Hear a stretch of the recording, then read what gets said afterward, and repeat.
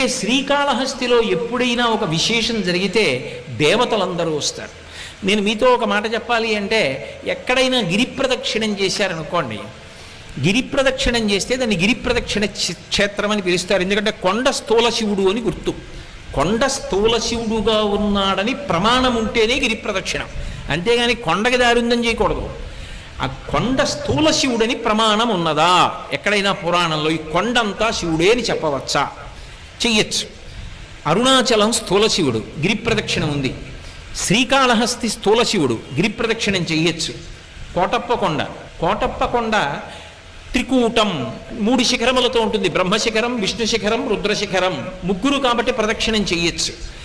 ఓ కొండ మీద ఈశ్వరుడు ఉన్నాడని ప్రదక్షిణం కొండకి చేయడానికి అన్ని వేళల శాస్త్రం అంగీకరించదు. కొన్ని చోట్లే గిరి ప్రదక్షిణాలు ఉంటాయి.